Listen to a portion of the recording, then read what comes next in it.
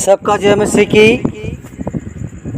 प्रिय भाई बहनों, आइए हम परमेश्वर के वचन को पढ़ेंगे और ध्यान से सुनिए। दूसरा इतिहास उसका 13 अध्याय उसका 5वां पद लिखा है कि इस्राएल के परमेश्वर यहोवा ने नमक की वाचा दाऊद और उसके वंश को इस्राएल का राज्य सर्वदा के लिए दे दिया। प्रिय साथियों, अगर हम देखते हैं मत्ती 5 का 13 पद में लिखा है कि तुम पृथ्वी के नमक हो, पर यदि नमक का स्वाद बिगड़ जाए तो वह फिर किससे नमकीन किया जाएगा। वह किसी काम का नहीं रह जाता, केवल इसके कि बाहर फेंका जाए और मनुष्यों के पैरों तले रौंदा जाए। प्रिय साथियों, नमक जो होता है एक बहुत गुणकारी और महत्वपूर्ण पदार्थ है जो परमेश्वर की ओर से प्रदान किया हुआ है और यह निःशुल्क एक प्राकृतिक हमारा साधन है जिसका प्रयोग सारा संसार करता है। और नमक के बिना खाना स्वादहीन होता है, यानी इसका स्वाद नहीं होता है।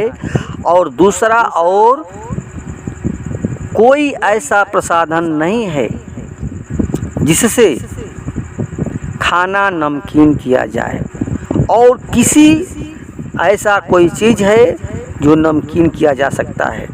केवल नमक ही एक ऐसा पदार्थ है जो खाने को स्वादिष्ट बना देता है। इसलिए प्रियो, यीशु मसीह ने मनुष्यों को नमक की उपमा दी। उसने कहा कि तुम पृथ्वी के नमक हो,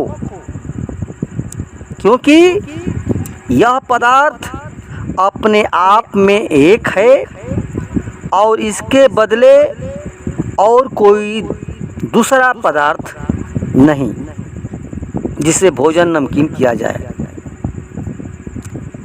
प्रिय भाई बहनों, परमेश्वर ने इस्राएलियों से नमक की वाचा बांधी,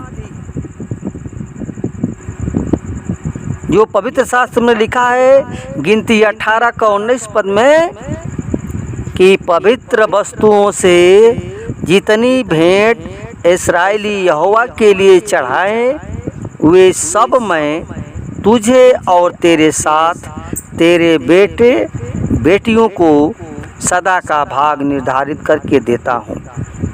वह तो तेरे और तेरे वंश के लिए यहोवा के सम्मुख नमक की चिरस्थायी वाचा है। प्रिय भाई बहनों, अगर हम देखते हैं दूसरा इतिहास 13 का 5 में लिखा है, क्या तुम नहीं जानते कि इस्राएल के परमेश्वर यहोवा ने नमक की वाचा द्वारा दाऊद की और उसके वंश को इस्राएल का राज्य सदा सर्वदा के लिए दे दिया। यानी जिस प्रकार प्रियो नमक एक महत्वपूर्ण पदार्थ है, ऐसे ही इस्राएल की गद्दी पर केवल एक दाऊद का वंश वो राज्य करे, दूसरा वंश वहाँ राज्य न करे।